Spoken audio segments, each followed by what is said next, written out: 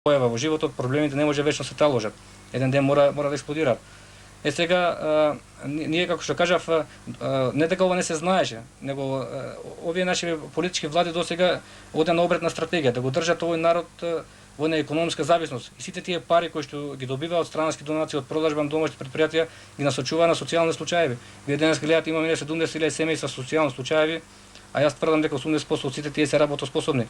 Значи, нашите влади досега одеа политички манипулира и одеа на варијанта да го држат овој народ во зависност, бидејќи сите знаеме дека со луѓето е најлесно да се манипулира ако се економски зависни. Сега ние имаме намера сето тоа да му ставиме крај и како што кажав, имаме стратегија за намалување тоа вработување, работите се многу едноставни, како што кажав, треба да се има само желба, волја и пред се и нас да се сака сопствената држава. Тоа е трагедија да се краде и да се лаже сопствениот народ. И ние тоа најодговорно со факти, со документи, со аргументи во периодот што седи пред нас ќе го докажеме пред македонските граѓани и нашето делување нема да се сведува на голи критики и на празни фрази, него ќе кажеме вистината и ќе понудиме конкретни решенија како сите тие состојби да бидат некој минато. Сметате ли дека имате доволно честност меѓу членството да не направите грешки за кои говорите дека претходните влади ги правиле? Па вака сега, ние во овој период, бидејќи постоиме кратко, де факто постоиме 6-7 месеци, а формално правно од 17 јуни кога добивме решение од судот во Скопје, ние анимиравме доста квалитетни луѓе. И ние не случајно јас кажав на почетокот дека секаде ние каде ќе настапиме, најпрви ќе кажеме биографијата на луѓето што ја водат оваа партија. Нека ги видат луѓето за какви луѓе се работи, па ако одлучат дека вредат, да им дадат довербата. Еве јас кажав лично за себе, пак ќе повторам. Ја можев многу убаво да седам во дирекцијата за безбедност и контраразузнавање, за наши услови имав прекрасна плата и можев да си седам и да ги гледам состојбите од страна. Но она што ме натера, како што кажав, да ја правиме партијата, крајно време е да преземеме нешто, да направиме еден обид да го спречиме тоа сценарио. Сега луѓето ќе имат прилика, луѓе од раководството на партијата се носители на листите, ние истакнавме кандидати во 5 изборни единици, исто така во Кавадарци на листата на нашата изборна листа во изборна единица број 4 имаме 5 кандидати. Луѓето ќе имат прилика да ги видат при нашите секојдневни активности во Кавадарци и сега останува на нив да се одлучат дали тие луѓе го имаат тој квалитет и тој капацитет да им дадат потребната доверба. На кој начин ќе водите кампањата, кога започнувате? Па веќе се, јас кажав дека државната телевизија веќе нас потполно не бойкотира. Вие гледате, веќе сега после 15, бидејќи законот е обврзува, кажано условно народски, ќе замачка очи, ќе даде неколку минути за нашата партија, али до 15 строго го почитува тој налог од премиерот да не се оди. Сега што е пострашно за нас, веќе се преземат мерки кои што некои мерки кои што се загрижувачки за нас, се оценуваат нашите членови. Еве да спомнеме тука неколку случаи, да кажеме при упад на полицијата во Кавадарци на состанок на нашата младинска организација, кога влекле 6 припадници, а таму деца од 18-19 години, кога буквално биле приклещени за зид и им биле ставани лампи во очи и водени со нив информативни разговори како во најмрачните времиња. Или да кажам случајот пред 20 на дена кога јас бев приведен од УВР Гевгелија со наши активисти. Тоа беше една смешна и комична ситуација, припадници на МВР се апсат меѓу себе, без разлика што законот за избор на пратеници е доволно јасен и им дава право за кандидирање на сите кои што тоа го сакаат, на сите граѓани во Република Македонија. Или случајот при неодамнешното мое гостување на телевизија ВИС во Струмица, каде што имаше еден телефонски упади од шурата на премиерот кој што живее во Струмица со највулгарни закани, а еве ние вечерва можеме најодговорно и да им порачаме и од Кавадарци, нема да не заплашат и ние ќе истраеме во нашата идеја, бидејќи како што кажав, влогот е многу голем. Влогот на овој избори е државата Република Македонија. Добро, јас се прашав како ќе водите кампања? Ова кампањата, како што кажав, ние веќе концепција да ја водиме на локално ниво, бидејќи сме свесни дека на државно ниво нема да дадат информации за нас и сега концепција во партијата е да одиме на локално ниво. Еве можам да кажам конкретно за оваа изборна единица, каде што јас сум координатор, вечерва по втор пат гостуваме во Кавадарци, а во меѓувреме веќе гостува на сите телевизии во овој регион. Гостуваме во Радовиш, во Струмица, во Неготино, еве по втор пат во Кавадарци, во Прилеп, во Гевгелија.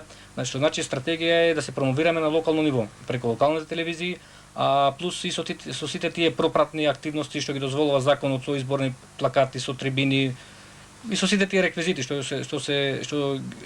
ги дозволува законот, бидејќи ние гледаме дека сега и тие најударните дневни вестници се преблокирани со кампањи од двете, така кажем условно, поголеми партии, ВМРО, ДПМН и СДСМ, со тие скапи нивни реклами кои што гледаме секој ден се надпреваруваат, кој ќе истакне потака показатели за нивната наводна успешност, а сите тие показатели немаат никаква реална основа. Тоа се најобични фрази и ја мислам дека овој народ веќе ги прочита сите тие работи, бидејќи секојдневно во вестниците ги гледаме сите тие фалења на тие две партии, а тие скапи реклами сите знаеме колку тоа кошта, да кажеме, тие страница рекламен простор во тие дневни вестници. Али нашите сознание, како што кажав, покажува дека владеачката партија има еден застрашувачки фонд од 80 милиона марки и може смешно звучише изјавата на министерот за финансии пред некој ден, кој излегува на телевизија и кажува дека најодговорно тврди дека кампањата на ВМРО ДПМН се ја финансира самата партија. Во ред, ама човекот заборави една фалинка, не каже од кај се парите на ВМРО ДПМН. И ние имаме сериозна намера сето тоа да им го кажеме на граѓаните, за да дознаат таа проста вистина за тие настани што се случија во оваа држава. Значи, да завршам кампањата ќе оди во најголем дел на тоа локално ниво. Господине Бојковски, што има ново во програмата на Народното движење за Македонија, следејќи го господинот Бачев, вака поголем дел од она образложение беше насочено токму во правец на земјоделиево и вашата определба настапот во овој регион на изборната единица Струмица да биде токму во правец на земјоделието. Па вака, Тиквишијата, тоест регионот на овие наши 5 општини е регион на грозјето и виното.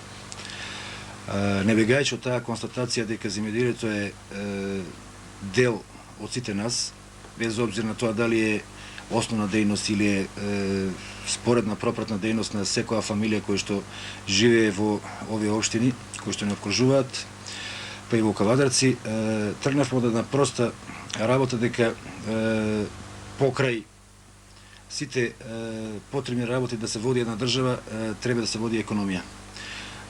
Не постои држава која што сака да биде јака држава, ако нема јако земјоделие, јако стопанство, и во контекст на тоа, преку стопанството, да се штити земјоделието, а не како што е кај нас случај преку земјоделието да се штити стопанството и да се финансира државата. Можам одговорно да тврдам дека една екипа од десетина стручњаци во областа на земјоделието и сточарството изготви една многу квалитетна програма. Таа екипа е од Кавадарци и изготви една многу квалитетна програма која што се базира на реални основи со реални методи да се решат одредени проблеми во земјоделието. Ние сега овде нема да ветуваме дека 1 килограм грозје во ова реколта или наредната реколта ќе кошта 1 килограм една германска марка. Нема да ветуваме дека ќе бидат 2 германски марки или пола германска марка. Едноставно речено, економијата си го познава правилото на конкурентност. Само во овој случај право на државата и должност на државата, штитејќи ги производителите на земјоделски производи, да со одредени мерки действува да тие луѓе кои што живеат од тоа земјоделие да добијат соодветна надокнада за својот вложен труд. Денови ви слушаме дека јас лично го слушам по трети пат во секоја изборна година од председателските избори па локалните избори. Овој пат е понудено 2 денари за 1 килограм грозје, откупено килограм винско грозје од страна на владата на Република Македонија и нејзиниот министер. За 1 килограм винско грозје 2 денара за ланските приноси. Со образложение дека мразот кој што се случи во зимскиот период па и пролетниот период е причина за кој што се дават тие 2 денари. Лично и јас и граѓаните тоа го нарекуваме мито и корупција према обичните граѓани кои што по периодот од 25 август до 5-10 септември треба да ги добијат тие пари и кои што фактички на таков начин, по моје мислење, се купуваат гласови кои што мислам сепак дека нема да успеат да бидат купени. Зошто? Земјоделието не беше погодено од зимскиот мраз само производителите на винското грозје, беа погодени и овштарите, беа погодени и производителите на лозоропроизводителите кои што произведуваат и други култури. И тоа е уште еден доказ дека се оди по најголемата целна група, а тоа се луѓето кои што имаат винско грозје. Понудата на 2 денари по 1 килограм откупено од ланска реколта винско грозје ја сметам за некоректна од страна на моменталната власт, од една причина што не ги реално осликува состојбите на теренот. Од причина што не е само винско грозје, а од причина што има реална основа како тоа да се реши. Таа основа би требало оние што се нестручни, а што водат одредени министерства да ги прашаат оние кои што се стручни. Во овој случај ние тоа го направивме. Прашавме луѓе кои што се стручни во нивната област. Еве сега може да се открие малку предвремено дел од таа програма што се однесува до земјоделието.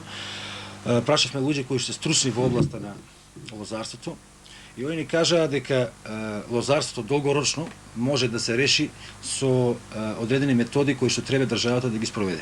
Ние сите знаеме дека пченицата и тутунот и некои други култури се така наречени стратешки култури на оваа држава. Во некои соседни земји како што е Грција, помалку или повеќе многу поголем број на култури се стратешки или се еден вид заштитени од државата. Ние одиме во правец на промовирање на виновата лоза, тоа е производ од грозје, во национален производ на Република Македонија. Што значи тоа? Тоа значи дека ако оваа држава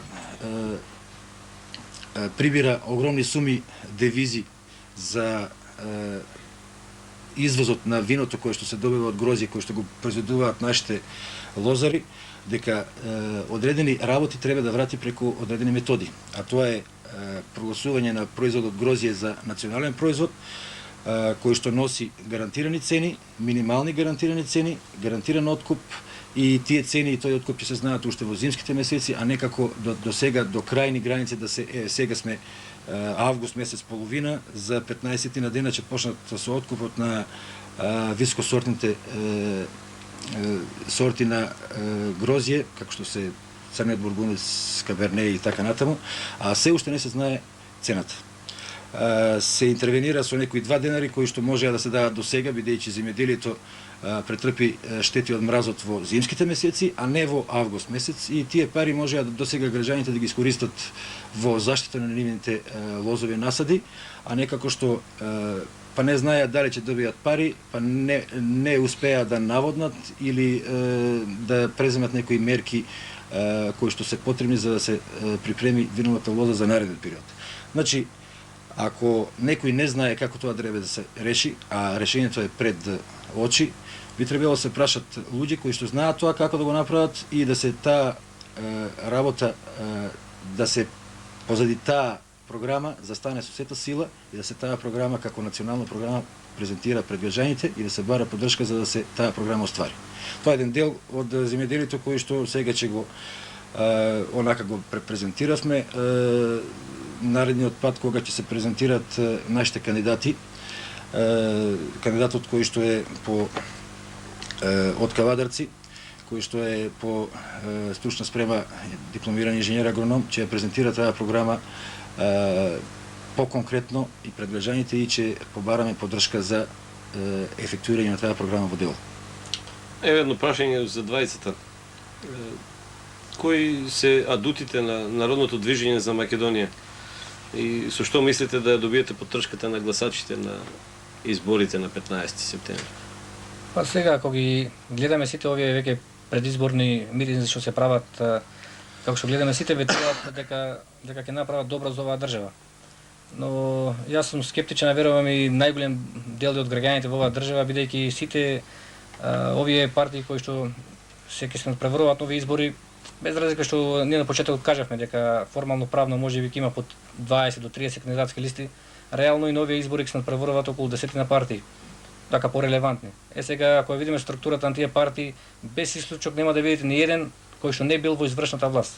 Еве земете еден лидер на било која партија во една или во друга коалиција, ако кој што не бил во власта.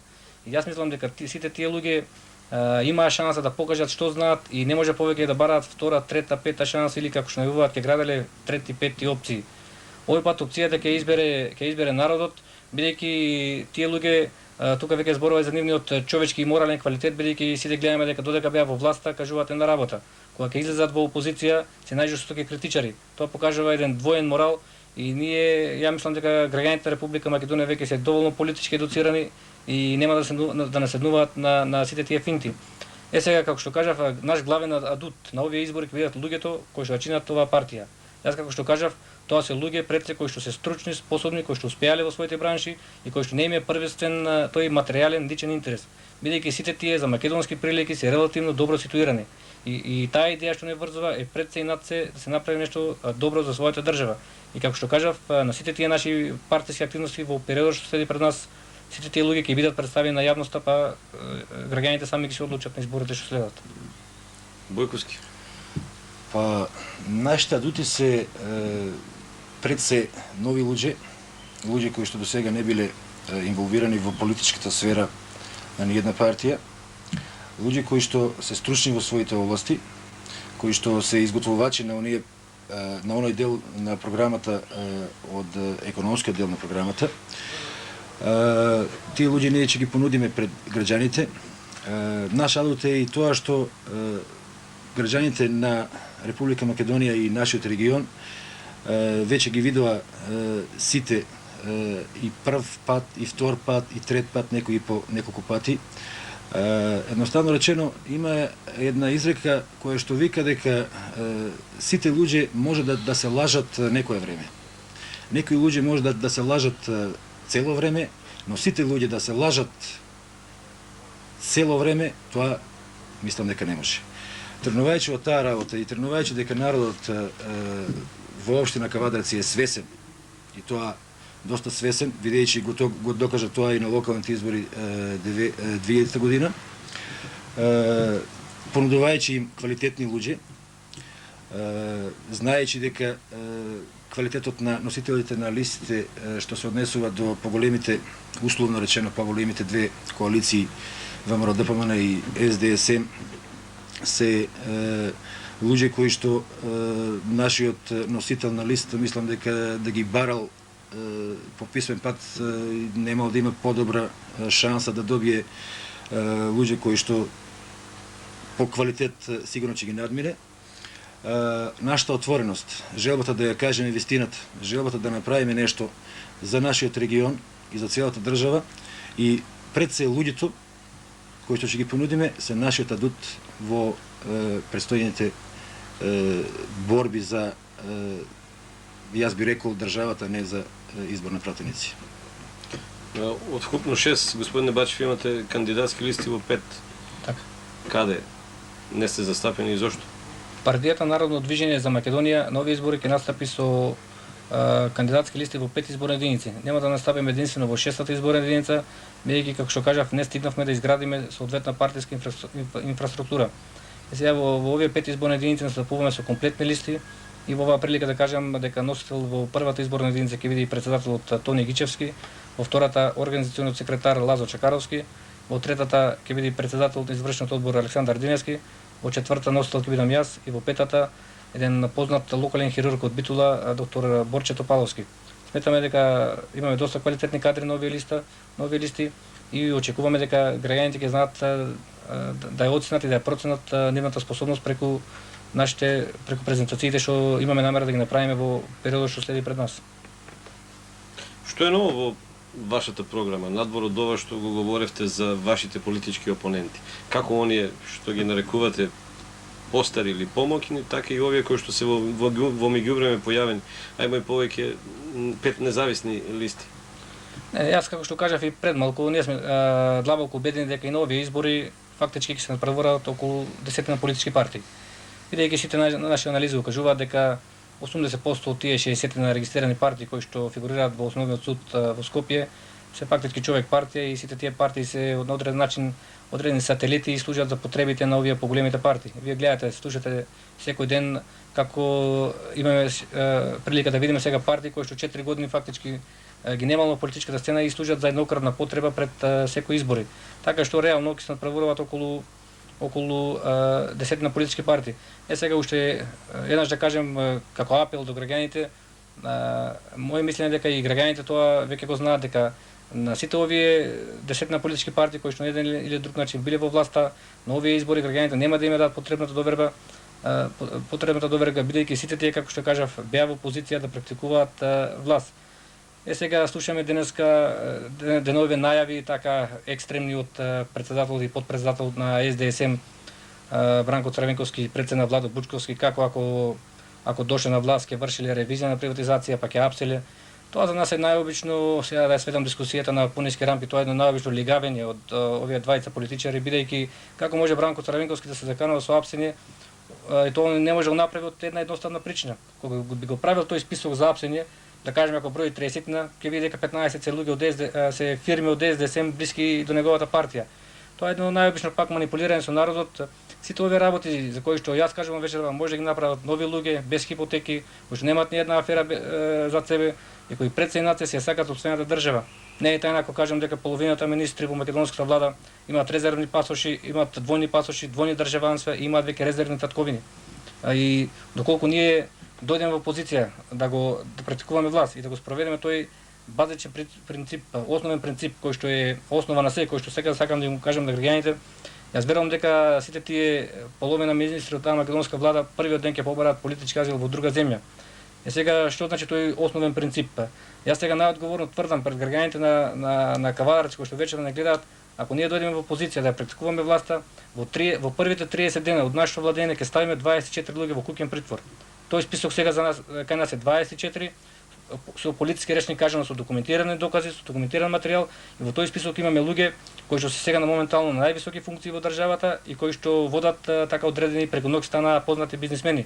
Значи тој список е 24 луѓе и сите тие луѓе ќе ги ставиме во тие први 30 дена во куќен притвор, пошто ќе ги ангажираме сите наши инспекции од Министерството за финансии, од Министерството за внатрешни работи, од Управата за јавни приходи, ќе ги испитат сите тие работи, па ако луѓе излезат чисти, ќе си продолжат со својот цивилен живот и со сите тие граѓански привилегии. Но јас се сомневам дека има таков способен човек во оваа држава кој што може за година-две да спечели таков имот кој што се мери со милиони евра. Следејќи вака и посекајќи се на минатите избори, сите кои што учествувале во изборната трка, како оние што биле ја практицирале власта, така оние што не дошле, сите некако говорат на ист начин дека по нивното доаѓање ќе се средат некои работи. Овака сега јас кажав зашто Бранко Црвенковски не може да го направи тоа. Он го кажува тоа и нивниот подпредседател. Сега јас кажав зашто кој е квалитетот на луѓето и зашто овој народ треба да им верува. Сите тие луѓе како што кажав што ја чинат партијата Народно движење за Македонија, сите се, пак ќе повторам, релативно добро материјално ситуирани за македонски прилики. Немаат ни една афера за себе и не би и кога би било тој гол политички ангажман, воопшто не би им требал. Тој личен кариеризам. Значи влогот е многу голем, идејата е многу голема што ги врзува. И наш квалитет е, ќе повторам уште еднаш, луѓето што ја чинат оваа партија и јас еве сега може по втор, по трет пат ги уверувам граѓаните на Република Македонија, вие точно тоа што кажавте таа констатација. Сите пред изборите даваат некои радикални изјави како ќе правеле тоа, како ова, но тие луѓе веќе едноставно го немаат тој кредибилитет кај народот. Не може тоа да го направат бидејќи сите биле во власта. Сега јас најодговорно тврдам дека народски кажано, народот веќе ќе го види тој филм. И ние најодговорно тврдиме дека ако ја добиеме довербата, во првите 30 дена 24 луѓе ќе ставиме во куќен притвор. Наши правни експерти работат на таа проблематика, правна основа постои, се разработуваат правните модалитети и ние тоа најодговорно ќе го и ние сега во изборната кампања, кога ќе почне за неколку дена ќе тргне од Прилеп таа папка со сите тие документи, со сите тие докази во однос на тие 24 луѓе ќе биде носена по митинзите и ќе им биде презентирана на граѓаните. Добро. Народното движење за Македонија. Господине Бојковски, каде можат да ве најдат во Кавадарци за евентуални попрецизни информации? Па овака, нашата канцеларија е во центарот на градот, во поранешните простории на Вешешница.